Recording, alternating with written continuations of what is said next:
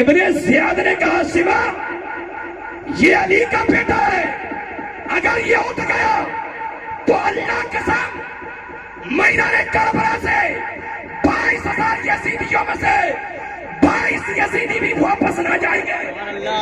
اب اسے اٹھنے مت دو، اب وقت نہیں ہے، اس موقع کو غنیمت جان، اس موقع کو اچھا جان، حسین کو یہی قتل کر دے ورنہ پھر اپنے ان سے مقابلہ نہیں کر سکتے۔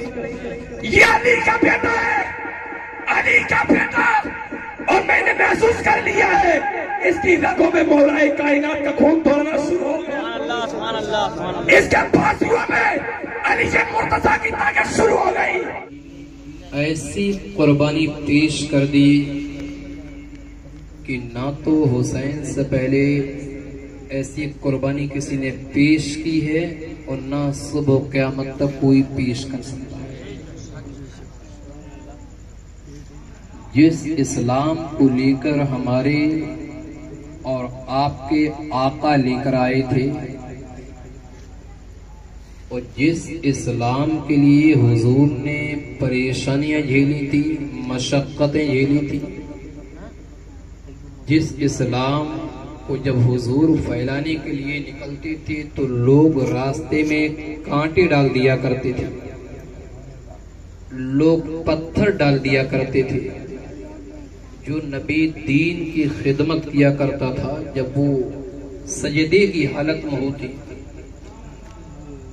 تو یہ سمجھ لیجئے کہ لوگ اوجھڑیاں ڈال دیا کرتے تھے، بڑا ستاتے حضور کو، بڑا پریشان کرتے تھے حضور کو، یہاں تک کہ کتب تواریخ کے اندر روایتیں ملتی ہیں کہ جب حضور علیہ السلام خندق کے موقع پر جب جنگ ہوتی ہے تو ہمارے اور آپ کے آقا صلی اللہ علیہ وسلم نے اسی دین کے لیے اپنے پیٹ پر پتھر باندھا تھا۔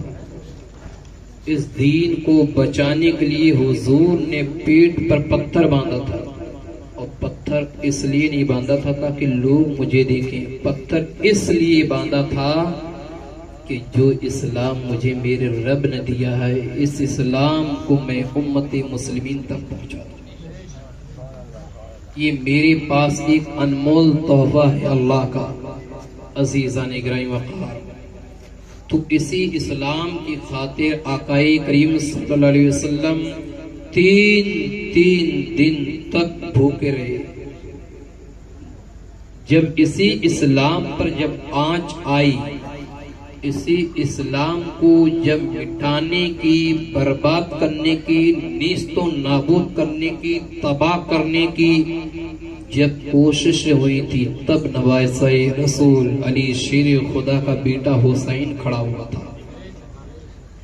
عزیزان محترم، حضرت امام حسین رضی اللہ تعالیٰ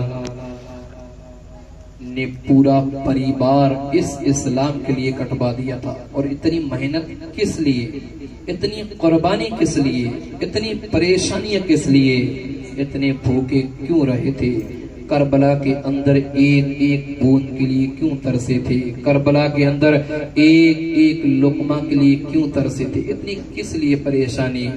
اس پریشانی کو ہر کوئی نہیں سمجھ سکتا، اس مجبوری کو ہر کوئی نہیں سمجھ سکتا ہے۔ جس نے کتب تواریخ کا مطالعہ کرا ہوگا وہ جانتا ہوگا کہ حسین نے اس لیے کوشش کی تھی کہ حسین جانتے تھے کہ اس اسلام کی خاطر میں قربانی پیش کر رہا ہوں، اس اسلام کے لیے میرے نانا نے لوگوں کی گالیاں کھائی ہیں، اس اسلام کے لیے میں نکلا ہوں جس اسلام کو جب میرے نبی پھیلا رہے تھے تو میرے آقا نے اس اسلام کے لیے پتھر سروں پر کھائے۔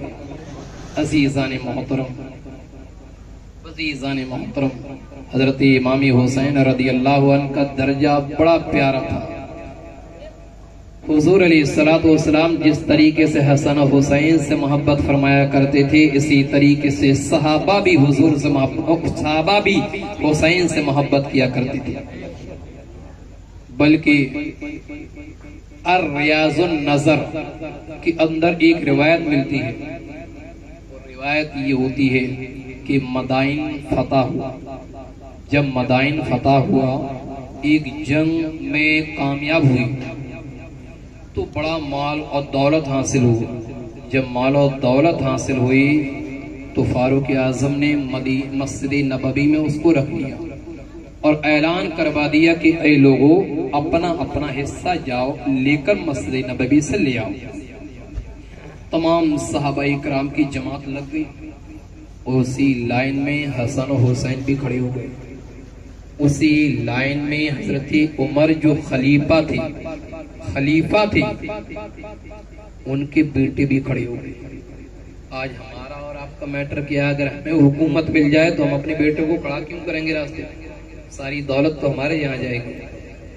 لیکن عمر فاروق اعظم انصاف کے معاملے میں بڑے آگے تھے. نا انصافی فاروق اعظم نے کبھی نہیں کری. ایسا انصاف تھا کہ اپنے بیٹوں کو بھی کھڑا کر دیا کہ یہاں سے نہیں ملے گی، لائن میں کھڑے ہو جاؤ. اور پہلے نہیں، جہاں کھڑے وہیں کھڑے ہو. لوگ آتے گئے لیتے گئے، لوگ آتے گئے لیتے گئے. امام حسن آ گئے اور جب امام حسن آئے تو کہا امیر المؤمنین مجھے میرا حصہ دے دیجئے. عمر فاروق اعظم نے 1000 درہم انہیں دے دی، لے لیے چلے گئے. اس کے بعد حسین آ گئے. امیر المؤمنین مجھے بھی میرا حصہ دیجئے. انہیں بھی 1000 دے دیے. اس کے بعد حضرت فاروق اعظم ہی کے لڑکے حضرت عبداللہ بھی آ گئے. کہا امیر المؤمنین مجھے بھی میرا حصہ دیجئے. انہیں 500 درہم دے دیے. حسن حسین کو 1000، اپنے بیٹے کو 500. کہا ابا حضور یہ کیا ہے، یہ کیا ہے؟ کہا بیٹے درہم ہے. کہا ابا حضور یہ 500. بولے ہاں بیٹے.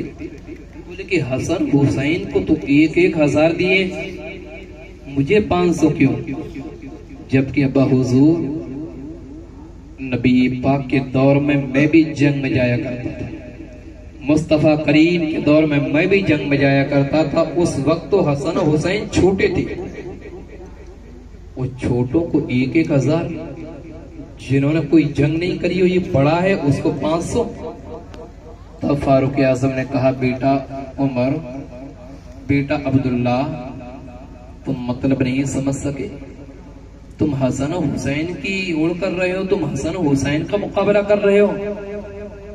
حسن و حسین کا مقابلہ مت کرو بیٹے، آپ نے اس لائق نہیں ہے کہ اس گھرانے سے مقابلہ کر سکے.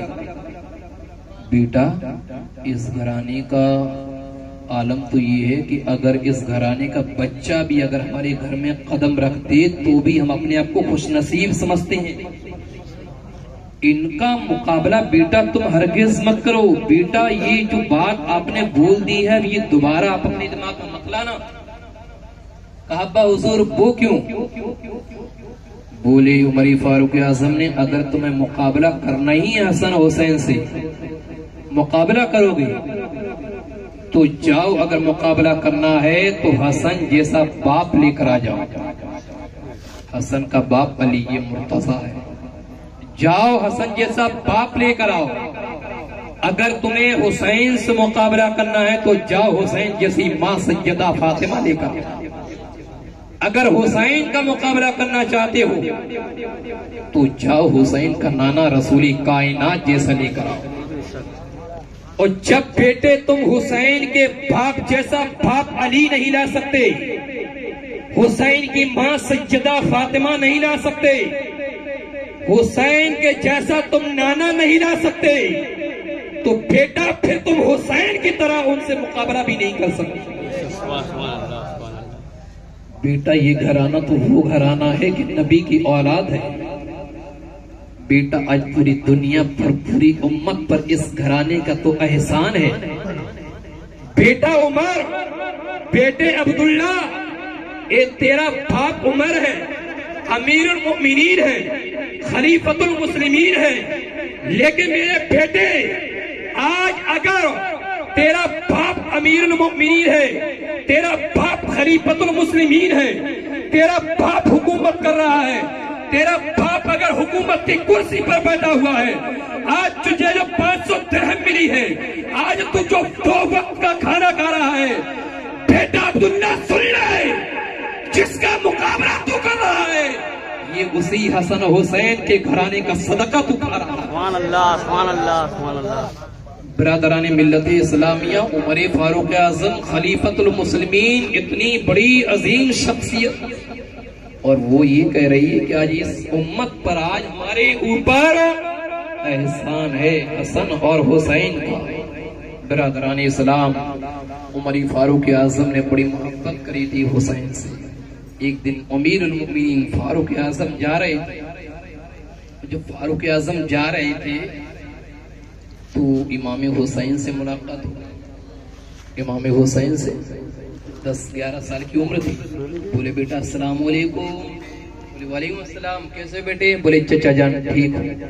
بیٹے یہ بتاؤ آپ ہم سے ملاقات نہیں کرتے؟ بیٹے آپ کی یاد ہمیں بہت آتی ہے، آپ کم سے کم ہم سے ملاقات کر لیا کرو۔ بولے ٹھیک ہے چچا جان، میں آپ سے ملاقات کرنے کے لیے فلاں جگہ آپ سے ملاقات کرنے کے لیے میں ضرور آؤں گا۔ حضرت فاروق اعظم رضی اللہ تعالیٰ نے انتظار کرنے لگے، لیکن حسین سے ملاقات نہیں ہوئی۔ تو ایک دن اور پھر مل گئے، کہا بیٹے آپ نے تو ہم سے وعدہ کیا تھا حسین کہ آپ آ جاؤ گے، بیٹے آپ کا جب چہرہ دیکھ لیتا ہوں نا تو بیٹے مجھے بڑی خوشی ہوتی ہے، آپ کا جب چہرہ دیکھ لیتا ہوں تو مجھے رسول کائنات کی یاد آ جاتی ہے، مجھے میرے نبی کی یاد آ جاتی ہے۔ بیٹا حسین آپ آئے کیوں نہیں؟ تب حسین نے کہا تھا کہ چچا جان میں آیا تھا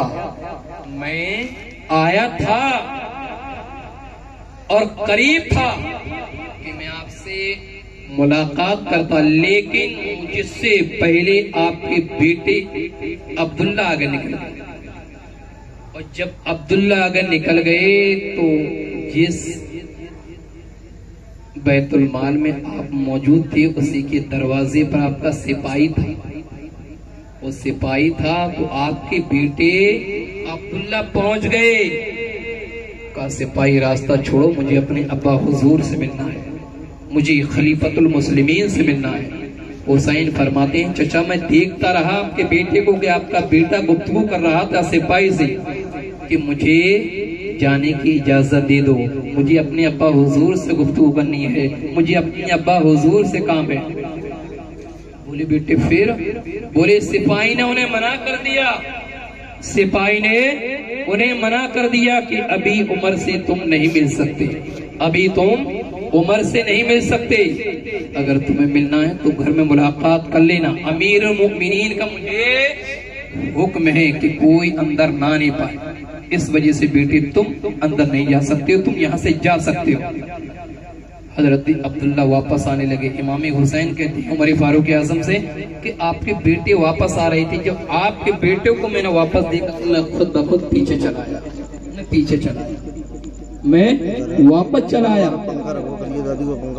بولے آپ بیٹے کیوں واپس چلے آئے؟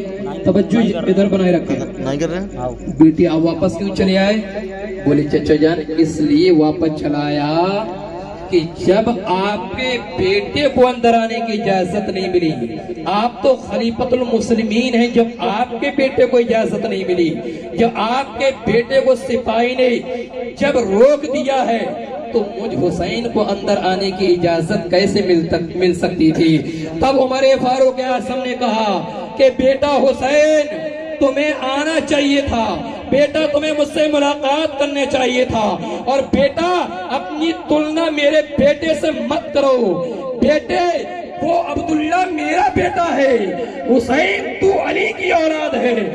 بیٹا حسین اس سپاہی کے اندر ہمت نہیں تھی کہ حسین کو روک سکے، بیٹا یہ عبداللہ کو تو روک سکتا ہے، یہ میرے بیٹے کو روک سکتا ہے، لیکن علی کے شیر کو ہرگز نہیں روک سکتا۔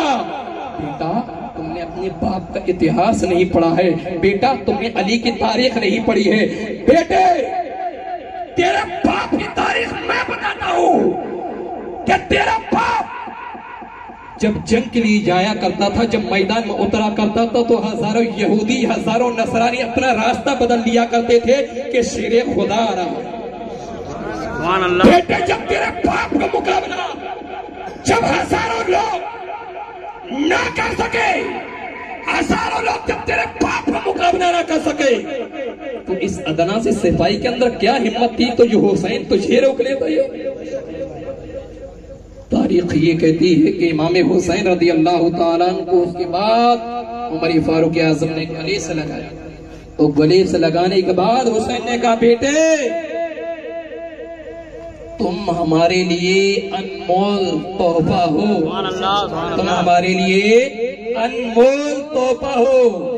حقیقت یہ ہے حسین کہ اس عمر کے لیے تم میرے آقا کی یاد ہو۔ برادران اسلام، برادران اسلام، اس گھرانے کا مقام، اس گھرانے کا درجہ اللہ کی بارگاہ میں بڑا اعلیٰ درجہ تھا، بڑا نرالا درجہ تھا۔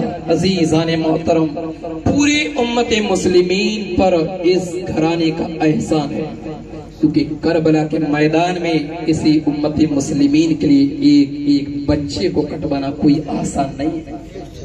6 مہینے کے بیٹے اصغر کو دینا کوئی آسان نہیں ہے۔ باپ کے سامنے اگر دم ٹوٹ رہی اولاد کی، باپ کے سامنے اولاد کی دم ٹوٹ رہی ہو تو اس باپ پر کیا گزرے گا؟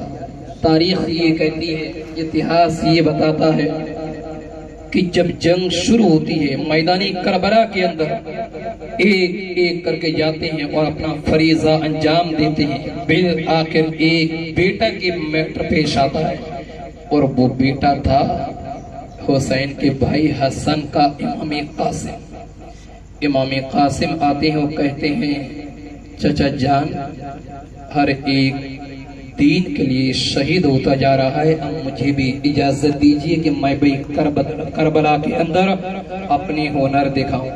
حسین نے کہا بیٹے نہیں، تمہیں میں اجازت نہیں دے سکتا، تجھے اجازت نہیں دے سکتا۔ قاسم کہتے ہیں چچا جان اب اجازت دے دو۔ جب اتنے لوگ کربلا کے اندر شہید ہو چکے ہیں تو قاسم کہاں روک سکتا ہے؟ کہا بیٹے تمہیں اجازت اس لیے نہیں دے سکتا ہوں کہ تو میرے بھائی حسن کی یاد ہے، تو میرے بھائی حسن کا انمول تحفہ ہے، تجھے میں جنگ میں جانے کی کیسے اجازت دے سکتا ہوں؟ لیکن حضرت امام قاسم نے کہا کہ چچا جان اجازت تو دینا ہوگی، لیکن بہت اصرار کیا، لیکن امام حسین نے اجازت نہیں دی۔ جب اجازت نہیں دی تو اپنے خیمے میں چلے گئے، خیمے میں گئے، اللہ کی بارگاہ میں دعا کرتے ہیں میرے پروردگار اے مالک مولا، یہ حسن کے بیٹے قاسم کی بھی خواہش ہے، اللہ تیری رضا کے لیے میں بھی قربان ہو جاؤں، اللہ تو میری بھی قربانی قبول کر لے۔ تاریخ یہ کہتی ہے اتنی دعا امام قاسم نے جیسے ہی کی ہے فوراً انہیں دھیان آ جاتا ہے کہ میرے باپ امام حسن نے مجھے ایک تعویذ عطا کیا تھا، ایک تعویذ دیا تھا، اور یہ کہا تھا بیٹے جب تمہاری اوپر سب سے بڑی پریشانی آ جائے اس وقت اس تعویذ کو بولنا۔ تب حضرت امام قاسم نے سوچا اس سے بڑی پریشانی اور کیا آ سکتی ہے، اس سے بڑی پریشانی اور کیا آ سکتی ہے؟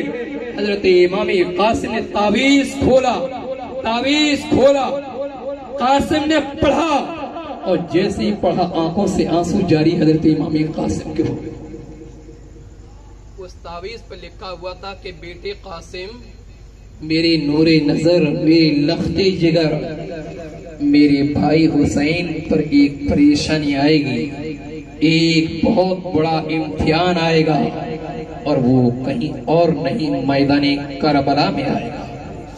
بیٹا ایک ایک جوان شہید ہو رہا ہوگا، ایک ایک بیٹا شہید ہو رہا ہوگا، ایک ایک بچہ اللہ کے دین کے لیے جام نوش کر رہا ہوگا۔ بیٹے قاسم اس وقت تو میرے بھائی حسین کا ساتھ دینا۔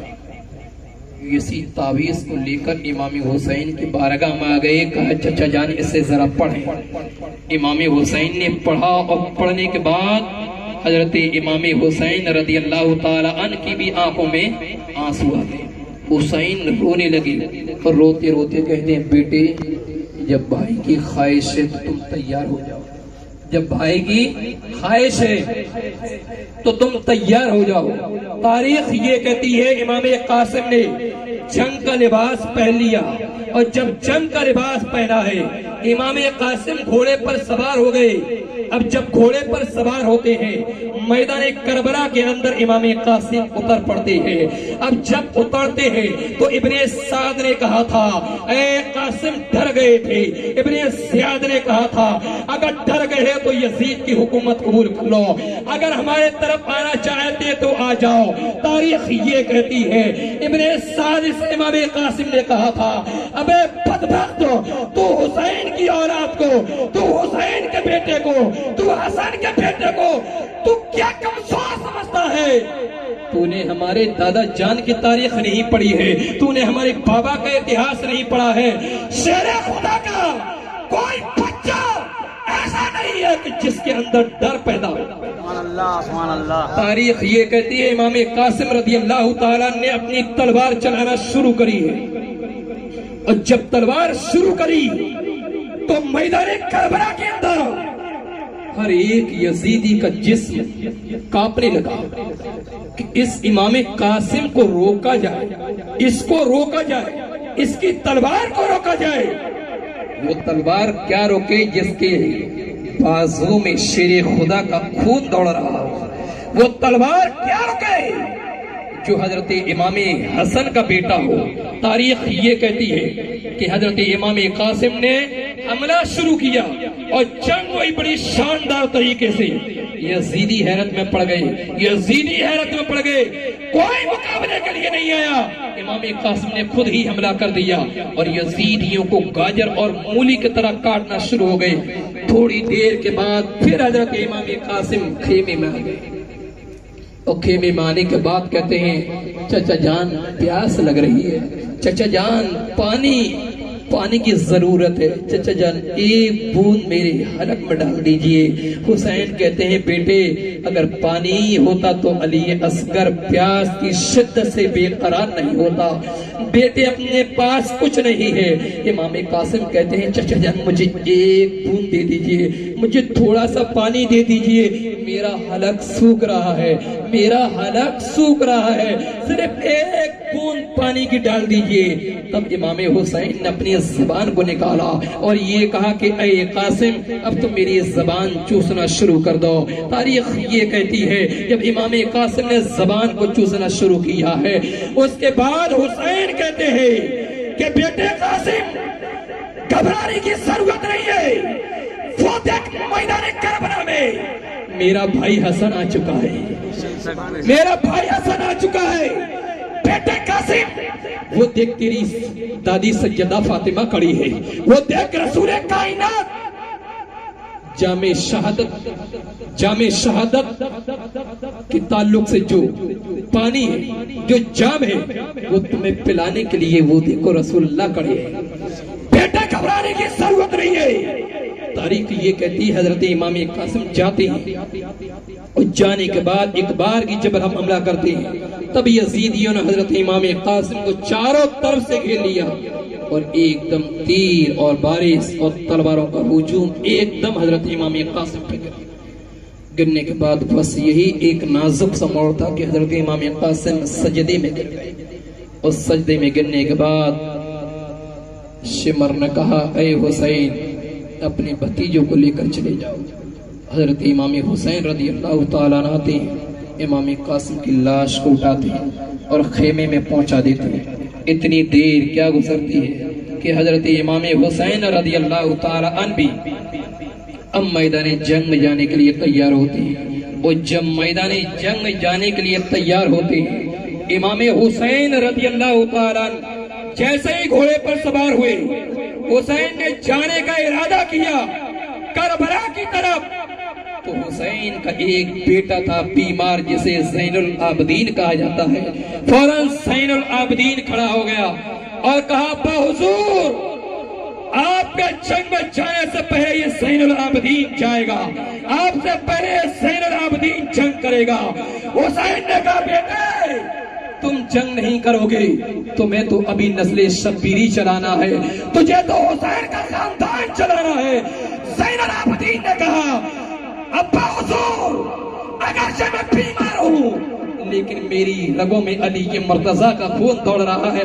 آپ مجھ پہ بھروسہ کریں کہ ایک نہیں کئی یزیدیوں کو جہنم میں پہنچا کر لیکن مجھے جانے کی اجازت دے دی. تب امام حسین نے کہا نہیں بیٹی تمہیں جانے کی اجازت نہیں ہے, تمہیں تو نسل شبیری چلانا ہے, تمہیں تو اولاد مصطفیٰ کو قائم رکھنے کے لیے بھی زندہ رہنا ہے, تمہیں تو پیروں میں بیڑیاں اور ہاتھوں میں بیڑیاں, ہاتھوں میں جنزیر اور پیروں میں بیڑیاں پہننے کے لیے بھی تمہیں زندہ رہنا ہے. تاریخ یہ کہتی ہے اتنی دیر کیا گزری کہ حضرت امام زین العابدین پھر بے ہوش ہو جاتے ہیں. امام حسین گھوڑے پر سوار ہو گئے اور میدان کربلا میں یزیدیوں کے سامنے پہنچ گئے اور کہا اے یزیدیو آج تم اس سے جنگ کر رہے ہو, آج اس سے جھگڑا کر رہے ہو کہ جس نبی کا کلمہ تم پڑھتے ہو ہم اسی نبی کے نواسی. آج تم علی کے اور آج سے جنگ کر رہے ہو, آج نبی کے پریوار سے, جس نبی کی وجہ سے تمہیں دولت ملی, حکومت ملی, کھانے کے لیے اناج ملا, آج تم اس نبی کے نواسے سے جنگ کر رہے ہو. تاریخ یہ کہتی ہے یزیدی کہتے ہیں حسین باتیں مت بناؤ, یا تو یزید کی حکومت قبول کرو یا ہم سے جنگ کرنے کے لیے تیار ہو جاؤ. تاریخ یہ کہتی ہے امام حسین پھر آ کر ان سے لڑنے کے لیے تیار ہو گئے. ذوالفقار حیدری علی مرتضیٰ کی تلوار حسین نے میدان کربلا میں لہرائی ہے تو ایسا محسوس نہیں ہوتا تھا کہ حسین کی اکیلی تلوار میدان کربلا میں ہے, بلکہ ایسا لگتا تھا کہ آسمان کی تمام بجلیاں حسین کی تلوار میں سما گئی ہو. ایسا لگتا تھا کہ مصطفیٰ کریم صلی اللہ علیہ وسلم نے اپنے ہاتھ دعاؤں کے لیے اٹھا دیا ہو. ایسا محسوس ہوتا تھا کہ تلوار کے اندر حضرت امام قاسم نے جنم لے لیا ہو. ایسا لگتا تھا کہ حسین کے بازو میں علی مرتضیٰ کا بازو سما گیا ہو. ایسا لگتا تھا کہ حضرت امیر حمزہ کی طاقت حسین کے اندر پہنچ چکی ہو. تاریخ یہ کہتی ہے حسین کی تلوار جب میدان کربلا میں لہراتی ہے یزیدیوں کا صفایا ہونا شروع ہو جاتا ہے. حسین اگر ادھر جا رہے ہیں تو یزیدی ادھر صفایا ہو جا رہا ہے, حسین ادھر جا رہا ہے تو یزیدی ادھر کٹ رہے ہیں, حسین ادھر بڑھ رہا ہے تو یزیدی ادھر کٹ رہے ہیں, حسین ادھر بڑھ رہا تھا تو یزیدی ادھر کٹ رہے تھے. تمام لوگ پریشان, تمام لوگ پریشان کہ حسین کو روکے تو روکے کیسے, لیکن حسین کا روکنا بھی بہت ضروری تھا.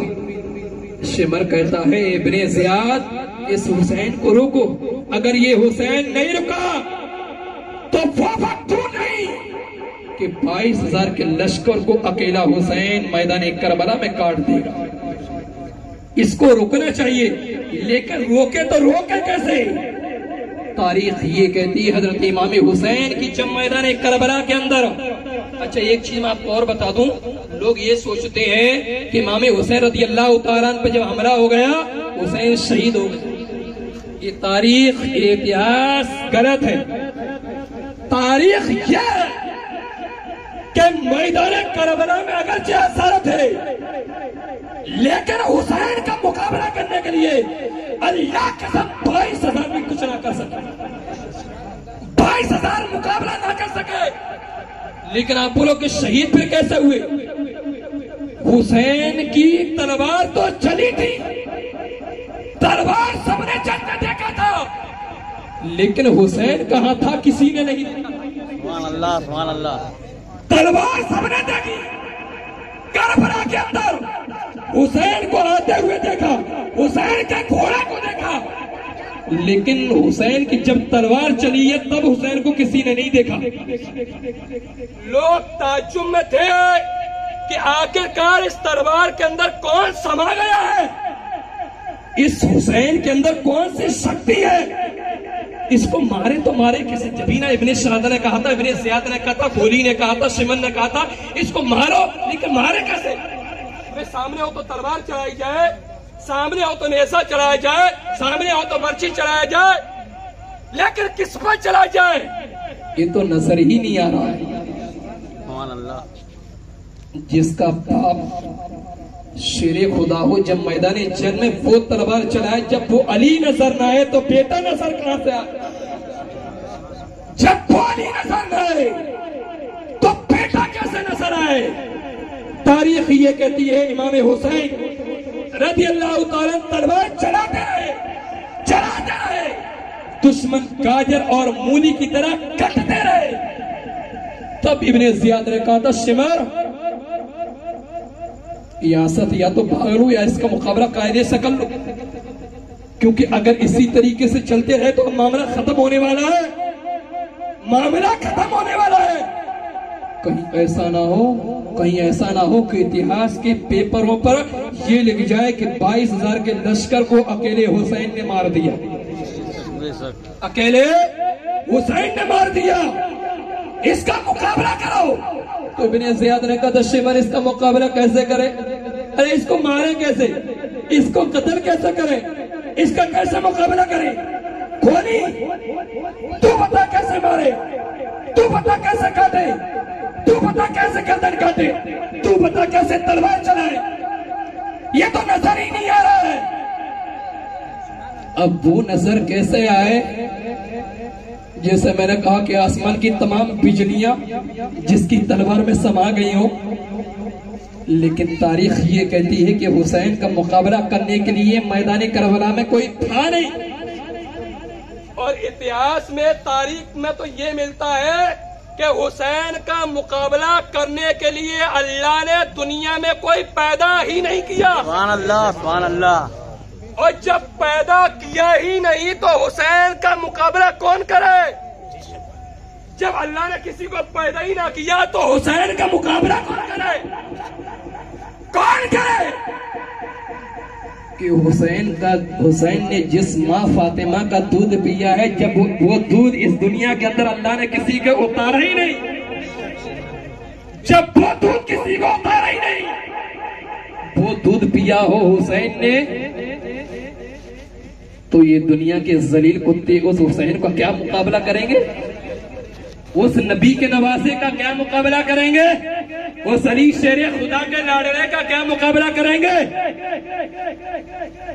ارے جس کے تعلق سے حضور نے کہا ہو کہ حسین مجھ سے ہیں، حسین مجھ سے ہیں، میں حسین سے ہوں، اسی نبی کا نواسا اس کا مقابلہ کون کرے؟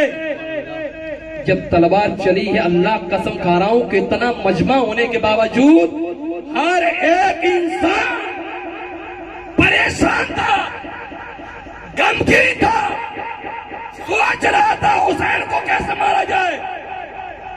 کوئی صورت پیدا ہو ہی نہیں سکی کہ حسین کو مارا جا سکے. وہ تو حسین نے کربلا کے میدان سے ایک پیغام دے دیا، اگر وہ پیغام حسین نے نہ دیا ہوتا تو آج ایک بھی یزیدی اس وقت ہوتا ہی نہیں. تاریخ یہ کہتی ہے کہ امام حسین کو کسی نے نہیں مارا. جب نماز کا ٹائم ہو گیا تو حسین اکیلے کھڑے تھے اور حسین نے تلوار لی اپنی زمین پر خود گاڑ دی، اپنی تلوار خود زمین پر گاڑ دی. اور گاڑنے کے بعد حسین نے جب وقت دیکھا کہ وقت نماز کا ہو گیا ہے، وقت نماز کا ہو گیا ہے، اب حسین نے اپنے سر کو اللہ کی بارگاہ کے لیے جھکا دیا. سبحان اللہ سبحان اللہ. اور جیسے ہی سر جھکا ہے، حسین کا رب کی بارگاہ کے لیے سر جھکا، تب شمر پیچھے سے گردن پر بیٹھ گیا. تب حسین نے کہا ابھی بزدل، اگر مقابلہ کرنا ہوتا تو 2 منٹ پہلے ہی کر لیا ہوتا. اور اگر حسین کو جاننا چاہتا ہے، حسین کی تاریخ پڑھنا چاہتا ہے، حسین کی طاقت کو آزمانا چاہتا ہے تو صرف 5 منٹ کا موقع دے دے، نماز ادا کر لینے دے، پھر مقابلہ کر لیں. صرف 5 منٹ ٹائم دے دے، صرف 5 منٹ، زیادہ نہیں، 5 منٹ. 5 منٹ. ابن زیاد نے کہا سوا یہ علی کا بیٹا ہے، اگر یہ اٹھ گیا تو اللہ قسم میدان کربلا سے 22,000 یزیدیوں میں سے 22 یزیدی بھی واپس نہ جائیں گے. اب اسے اٹھنے مت دو، اب وقت نہیں ہے. اس موقع کو غنیمت جان، اس موقع کو اچھا جان. حسین کو یہی قتل کر دے ورنہ پھر اپنے ان سے مقابلہ نہیں کر سکتے. یہ علی کا بیٹا ہے، علی کا بیٹا، اور میں نے محسوس کر لیا ہے اس کی رگوں میں مولا کائنات کا خون دوڑنا شروع ہو گیا. سبحان اللہ سبحان اللہ اس کے بازوؤں میں علی مرتضیٰ کی طاقت شروع ہو گئی. اب اس کے خون میں سید الشہداء امیر حمزہ کی طاقت آ چکی ہے. اب اس کے اندر آسمان کی تمام بجلیاں اب جنم لے چکی ہے. اب اس کو موقع مت دو, علی سے موقع مت دے. تاریخ یہ کہتے ہیں بس یہی ایک نازک سا موڑ تھا. ابن زیاد نے, خولی نے, شمر نے ان سے کہا اسے موقع مت دو, اب اس کو یہی شہید کر دو. تاریخ یہ کہتی ہے کہ اس شمر نے اپنی تلوار اٹھائی اور حسین اعظم رضی اللہ عنہ کو سجدے کی حالت میں شہید کر دیا. انا للہ و انا الیہ راجعون. میدان کربلا سے حسین نے پیغام دے دیا ہے, میرے نانا کی امتیوں, اپنے آپ کو عاشق حسین آسانی سے مت کہنا. یہ مت کہنا کہ ہم عاشق حسین ہیں. عاشق حسین ہیں, حسین کا دامن نہیں چھوڑیں گے, حسین کا دامن نہیں چھوڑیں گے. پہلے حسین کا دامن پکڑ لی تب کہنا حسین کا دامن نہیں چھوڑیں گے. اس کو عاشق حسین نہیں کہتے. میدان کربلا سے فاطمہ کے لال نے ایک پیغام دے دیا کہ اے میرے نانا کے امتیاں, اگر پریشانی آ جائے تو برداشت کر لینا, مصیبتیں آ جائے مقابلہ کر لینا, لیکن جب نماز کا ٹائم ہو جائے تو اپنے سر کو اللہ کی بارگاہ کے لیے جھکا دیا. سبحان اللہ سبحان اللہ. تاریخ یہ کہتی ہے حسین نے فرمایا, نانا کے امتیاں, میری نانا نے کہا تھا کہ اگر دین پر چلنا چاہتے ہو تو حسین کا دامن مت چھوڑنا اور قرآن کا دامن مت چھوڑنا. کتنی بھی پریشانی آ جائے قرآن کو مت چھوڑنا, کتنی بھی بڑی مشکلیں آ جائے اہل بیت کے دامن کو مت چھوڑنا. پھر تاریخ یہ کہتی ہے کہ یزیدیوں نے ایک نیزہ لائے اور اسی نیزے پر حسین کے سر کو رکھا, اسی نیزے پہ حسین کے سر کو رکھا اور حسین کے نیزے پر حسین کے سر کو بلند کر دیا. حسین کے سر کو بلند کر دیا. اس گلے پر یزیدیوں نے نیزہ رکھا تھا جس گلے کو میرے مصطفیٰ چوما کرتے تھے. اس گلے پہ یزیدیوں نے نیزہ رکھا تھا جس گلے کو حضور چوما کرتے تھے. بلکہ حضور کی بارگاہ میں جب حسن و حسین چھوٹے دونوں آتے تھے تو حضور حضرت امام حسن کی پیشانی کو چومتے تھے, پیشانی کو. لیکن حسین کے حضور گلے کو چومتے تھے. صحابہ کرام نے عرض کیا, یا رسول اللہ یہ معاملہ کیا ہے؟ نواسے تو آپ کے حسن بھی ہے, اگر حسین ہے تو حسن بھی, لیکن یا رسول اللہ ہم نے کئی بار دیکھا ہے کہ آپ صرف اور صرف حسن کی تو پیشانی کو چومتے ہو, لیکن حسین کے گلے کو یا رسول اللہ آپ بار بار چومتے ہو, بار بار چومتے ہو. یا رسول اللہ گلے چومنے کا معاملہ کیا ہے؟ تب میرے آقا نے فرمایا, میرے صحابہ گلے چومنے کا معاملہ یہ ہے, حسین کے گلے کو میں اس لیے چومتا ہوں کہ میری امت کے ظالم جابر, میری امت کے فاسق و فاجر گنہگار, دنیا کے ذلیل کتے میرے اسی بیٹے حسین کے گلے کو کاٹیں گے,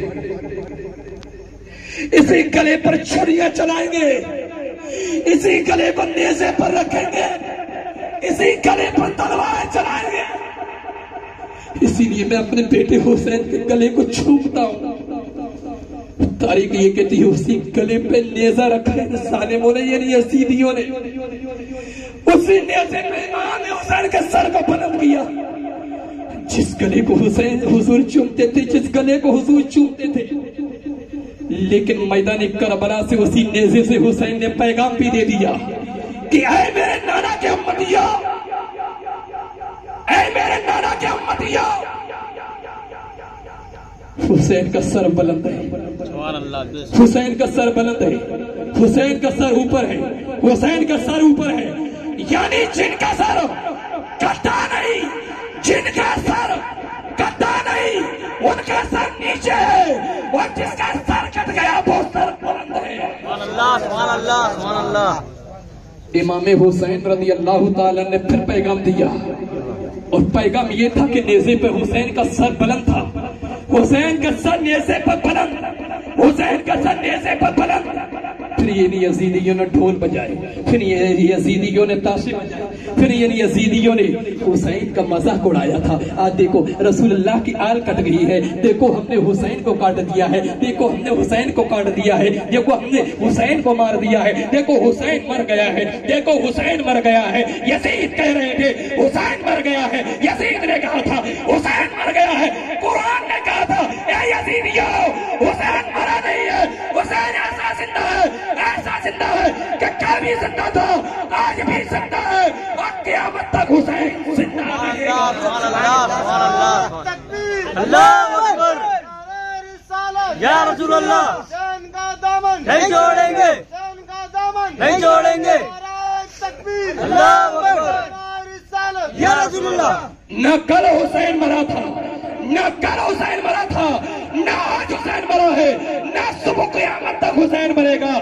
بلکہ حسین تو ایسا زندہ ہے، ایسا زندہ ہے کہ سارے زندگی حسین کی زندگی پر ناز کرتی ہے۔ سبحان اللہ۔ تاریخ یہ کہتی ہے جب نیزے پہ حسین کے سر کو بلند کیا گیا، نیزے پہ حسین کے سر کو بلند کیا گیا تھا، اور لوگ لے جا رہے تھے، لوگ ڈھول بجا رہے تھے، چاروں طرف گھما رہے تھے، لوگ ڈھول بجا رہے تھے، حسین کا مذاق اڑا رہے تھے، لوگ ڈھول بجا رہے تھے، لوگ ڈھول بجا رہے تھے، لوگ ڈھول بجا رہے تھے، لوگ تاشے بجا رہے تھے، لوگ مذاق کر رہے تھے، لوگ خوش ہو رہے تھے، لوگ خوش ہو رہے تھے، لوگ تالیاں بجا رہے تھے، لوگ ہائی ڈوس کر رہے تھے۔ تاریخ یہ کہتی ہے حسین کے لب ہل رہے تھے، حسین کے ہونٹ ہل رہے تھے، حسین کے ہونٹ ہل رہے تھے، حسین کے لب ہل رہے تھے، حسین کے لب ہل رہے تھے۔ کسی نے کہا ارے حسین کا سر کٹ گیا، حسین کا سر کٹ گیا، جسم الگ پڑا ہے، جسم الگ پڑا ہے، سر الگ پڑا ہے، لیکن اس کے باوجود حسین بول رہا ہے، حسین بول رہا ہے، حسین کے ہونٹ ہل رہے ہیں۔ جب کسی نے سنا، جب کسی نے سنا، کان لگایا تو معلوم ہوا حسین کے جو لب ہل رہے تھے وہ کوئی اور چیز نہیں، حسین قرآن کی تلاوت کر رہے تھے۔ سبحان اللہ سبحان اللہ۔ عزیزان اکرام وقار، عزیزان اکرام وقار، اسی لیے شاعر نے کہا ہے کہ ٹوٹے ہوئے دلوں کا سہارا حسین ہے، ٹوٹے ہوئے دلوں کا سہارا حسین ہے، ڈوبے نہ جو فلک پر وہ تارا حسین ہے، سبحان اللہ۔ ڈوبے نہ، ڈوبے نہ۔ حسین کی عظمت تو ایسی عظمت ہے کہ نہ تو کل ڈوبا تھا، نہ آج ڈوبا ہے، نہ صبح قیامت تک ڈوبے گا۔ اہل خرد، اہل خرد سمجھ نہ سکے حسین کیا ہے، نانا کے جسم پاک کا سایہ حسین ہے۔ بے شک بے شک سبحان اللہ۔ یہ بھی تمہیں خبر نہیں ہے سیدھیا، یہ بھی تمہیں خبر نہیں ہے سیدھیا،